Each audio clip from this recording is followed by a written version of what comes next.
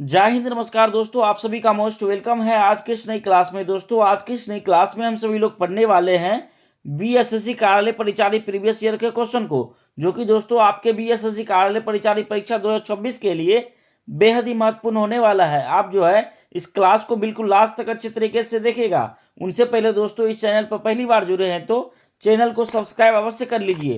चलिए ज्यादा समय नहीं लेते हुए क्लास को स्टार्ट करते हैं।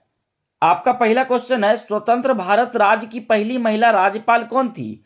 याद रखिएगा दोस्तों, पहली महिला राज्यपाल श्रीमती सरोजनी नायडू थी दोस्तों। ये आपका राइट आंसर हो जाएगा। चलिए नेक्स्ट सवाल की ओर बढ़ते हैं। निम्नलिखित में से कौन भारतीय ओलंपिक संघ के पहले अध्यक्ष थे? याद रखिएगा दोस्तों, भारतीय ओलंपिक संघ के पहले अध्यक्ष सर दोराबजी टाटा जी थे दोस्तों। डी आपका राइट आंसर हो जाएगा। चलिए नेक्स्ट सवाल की ओर बढ़ते हैं। पश्चिम मध्य रेलवे का मुख्यालय कहाँ है? पश्चिम मध्य रेलवे का मुख्यालय कहाँ है? याद रखिएगा दोस्तों, पश्चिम मध्य रेलवे का मुख्यालय जबलपुर में है दोस्तों। डी आपका राइट आंसर हो जाएगा। चलिए नेक्स्ट सवाल की ओर बढ़ते हैं। योजना आयोग की स्थापना भारत सरकार द्वारा किस वर्ष में की गई थी? याद रखिएगा दोस्तों, योजना आयोग की स्थापना भारत सरकार द्वारा 1950 में की गई थी दोस्तों। बी आपका राइट आंसर हो जाएगा। चलिए नेक्स्ट सवाल की ओर बढ़ते हैं। राज्यसभा का पदेन अध्यक्ष कौन होता है? याद रखिएगा दोस्तों, राज्यसभा का पदेन अध्यक्ष उपराष्ट्रपति होता है। बी आपका राइट आंसर हो जाएगा। चलिए नेक्स्ट सवाल की ओर बढ़ते हैं दोस्तों। एक अंतरराष्ट्रीय क्रिकेट पिच की लंबाई कितनी होती है? एक अंतरराष्ट्रीय क्रिकेट पिच की लंबाई कितनी होती है? याद रखिएगा दोस्तों, 22 गज की होती है दोस्तों। सी आपका राइट आंसर हो जाएगा। चलिए नेक्स्ट सवाल की ओर बढ़ते हैं दोस्तों। दक्षिण भारत के नेपोलियन के रूप में किसे जाना जाता है? याद रखिएगा दोस्तों, दक्षिण भारत के नेपोलियन के रूप में राजेंद्र चोल को जाना जाता है दोस्तों। ये आपका राइट आंसर हो जाएगा। चलिए दोस्तों नेक्स्ट सवाल की ओर बढ़ते हैं। भारत छोड़ो आंदोलन 1942 के समय कांग्रेस के अध्यक्ष कौन थे? भारत छोड़ो आंदोलन 1942 के समय कांग्रेस अध्यक्ष कौन थे? याद रखिएगा दोस्तों, मौलाना आजाद जी थे दोस्तों। सी आपका राइट आंसर हो जाएगा। चलिए नेक्स्ट सवाल की ओर बढ़ते हैं। भारतीय रेलवे की पहली रेलवे सुरंग का नाम क्या है? दोस्तों याद रखिएगा, भारतीय रेलवे की पहली रेलवे सुरंग का नाम पारसिक रेलवे सुरंग है दोस्तों। डी आपका राइट आंसर हो जाएगा। चलिए नेक्स्ट सवाल की ओर बढ़ते हैं। प्रथम विश्व युद्ध कब हुआ था? याद रखिएगा दोस्तों, 1914 ईस्वी से 1918 ईस्वी तक हुआ था। ये आपका राइट आंसर हो जाएगा। चलिए नेक्स्ट सवाल की ओर बढ़ते हैं। भारत में पहली बार जनगणना कब हुई थी? याद रखिएगा दोस्तों, भारत में पहली बार जनगणना 1872 में हुई थी दोस्तों। बी आपका राइट आंसर हो जाएगा। दोस्तों सारा क्वेश्चन आपके लिए मोस्ट बीबीआई लेके आए हैं दोस्तों, याद करते हुए चलिएगा। चलिए नेक्स्ट सवाल की ओर बढ़ते हैं। किस बंदरगाह को पूर्वी भारत का प्रवेश द्वार कहा जाता है? याद रखिएगा दोस्तों, पूर्वी भारत का प्रवेश द्वार कोलकाता बंदरगाह को कहा जाता है दोस्तों। सी आपका राइट आंसर हो जाएगा। चलिए नेक्स्ट सवाल की ओर बढ़ते हैं। निम्नलिखित में से कौन भारत में पुर्तगाली वायसराय था? दोस्तों इसमें आपका राइट आंसर हो जाएगा फ्रांसिस्को डी अल्मेडा दोस्तों। सी आपका राइट आंसर हो जाएगा। चलिए दोस्तों नेक्स्ट सवाल की ओर बढ़ते हैं। चाबहार बंदरगाह कहाँ स्थित है? याद रखिएगा दोस्तों, चाबहार बंदरगाह ओमान की खाड़ी में स्थित है दोस्तों। सी आपका राइट आंसर हो जाएगा। चलिए दोस्तों नेक्स्ट सवाल की ओर बढ़ते हैं दोस्तों। दिल्ली चलो और तुम मुझे खून दो और मैं तुम्हें आजादी दूंगा, यह नारा किसके द्वारा लगाए गए थे? दोस्तों इस सवाल का जवाब आप सभी लोग कमेंट में बताइएगा। चलिए दोस्तों नेक्स्ट सवाल की ओर बढ़ते हैं। गांधी इरविन समझौते के बाद गांधी जी ने किस सम्मेलन में भाग लिया था? गांधी इरविन समझौते के बाद गांधी जी ने किस सम्मेलन में भाग लिया था? याद रखिएगा दोस्तों, दूसरा गोलमेज सम्मेलन में भाग लिया था दोस्तों। बी आपका राइट आंसर हो जाएगा। चलिए नेक्स्ट सवाल की ओर बढ़ते हैं। नमक सत्याग्रह के बाद धरसना सॉल्ट वर्क्स का नेतृत्व किसने किया था? दोस्तों इसमें आपका राइट आंसर हो जाएगा सरोजनी नायडू ने किया था दोस्तों। सी आपका राइट आंसर हो जाएगा। चलिए नेक्स्ट सवाल की ओर बढ़ते हैं। इनमें से कौन भारत में पंचायती राज व्यवस्था वाला पहला राज्य है? दोस्तों याद रखिएगा, पंचायती राज व्यवस्था वाला पहला राज्य राजस्थान है दोस्तों। बी आपका राइट आंसर हो जाएगा। चलिए दोस्तों नेक्स्ट सवाल की ओर बढ़ते हैं। क्रोएशिया की राजधानी क्या है? दोस्तों याद रखिएगा, क्रोएशिया की राजधानी जाग्रेब है दोस्तों। सी आपका राइट आंसर हो जाएगा। चलिए दोस्तों नेक्स्ट सवाल की ओर बढ़ते हैं। भारत ने कितनी बार राष्ट्रमंडल खेलों का आयोजन किया?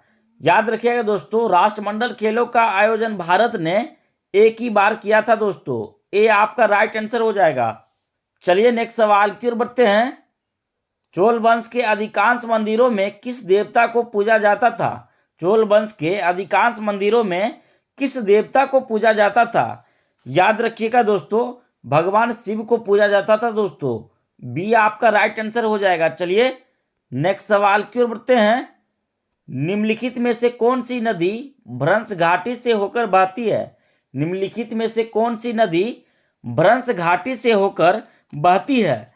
दोस्तों इसमें आपका राइट आंसर हो जाएगा, भ्रंश घाटी से होकर तापी नदी बहती है दोस्तों। डी आपका राइट आंसर हो जाएगा। चलिए दोस्तों नेक्स्ट सवाल की ओर बढ़ते हैं। भारतीय संसद की सबसे बड़ी समिति कौन सी है? भारतीय संसद की सबसे बड़ी समिति कौन सी है? प्रकलन समिति है दोस्तों। बी आपका राइट आंसर हो जाएगा। चलिए नेक्स्ट सवाल की ओर बढ़ते हैं। पैगंबर मोहम्मद का जन्मदिन किस त्योहार के नाम से भी मनाया जाता है? दोस्तों इसमें आपका राइट आंसर हो जाएगा, मिलाद अल नबी के नाम से भी मनाया जाता है दोस्तों। डी आपका राइट आंसर हो जाएगा। चलिए नेक्स्ट सवाल की ओर बढ़ते हैं। 2025 में विश्व ओटीस्टिक गौरव दिवस का विषय क्या था? दोस्तों इसमें आपका राइट आंसर हो जाएगा, अनअपोलोजेटिकली ओटीस्टिक दोस्तों। बी आपका राइट आंसर हो जाएगा। चलिए नेक्स्ट सवाल की ओर बढ़ते हैं। ब्रिटिश ईस्ट इंडिया कंपनी को किस कानून द्वारा समाप्त किया गया था? ब्रिटिश ईस्ट इंडिया कंपनी को किस कानून द्वारा समाप्त किया गया था? दोस्तों इसमें आपका राइट आंसर हो जाएगा, भारत सरकार अधिनियम 1858। बी आपका राइट आंसर हो जाएगा। चलिए नेक्स्ट सवाल की ओर बढ़ते हैं। भारतीय प्रायद्वीप की सबसे लंबी नदी कौन सी है? भारतीय प्रायद्वीप की सबसे लंबी नदी कौन सी है? दोस्तों याद रखिएगा, भारतीय प्रायद्वीप की सबसे लंबी नदी गोदावरी है दोस्तों। डी आपका राइट आंसर हो जाएगा। चलिए नेक्स्ट सवाल की ओर बढ़ते हैं दोस्तों। जुलाई 1968 में गेहूं क्रांति नामक विशेष डाक टिकट किसने जारी किया था? जुलाई 1968 में गेहूं क्रांति नामक विशेष डाक टिकट किसने जारी किया था? दोस्तों इसमें आपका राइट आंसर हो जाएगा, इंदिरा गांधी ने जारी किया था दोस्तों। सी आपका राइट आंसर हो जाएगा। चलिए नेक्स्ट सवाल की ओर बढ़ते हैं। निम्नलिखित में से कौन सा भारतीय अर्थव्यवस्था के प्राथमिक क्षेत्र के अंतर्गत आता है? निम्नलिखित में से कौन सा भारतीय अर्थव्यवस्था के प्राथमिक क्षेत्र के अंतर्गत आता है? दोस्तों इसमें आपका राइट आंसर हो जाएगा, डेयरी। बी आपका राइट आंसर हो जाएगा। चलिए नेक्स्ट सवाल की ओर बढ़ते हैं दोस्तों। कौन सा जीव वर्मी कंपोस्ट पैदा करता है? कौन सा जीव वर्मी कंपोस्ट पैदा करता है? दोस्तों इसमें आपका राइट आंसर हो जाएगा, वर्मी कंपोस्ट पैदा करता है केचुआ दोस्तों। डी आपका राइट आंसर हो जाएगा। चलिए नेक्स्ट सवाल की ओर बढ़ते हैं। चीन किसके साथ अपनी सीमा साझा नहीं करता है? चीन किसके साथ अपनी सीमा साझा नहीं करता है?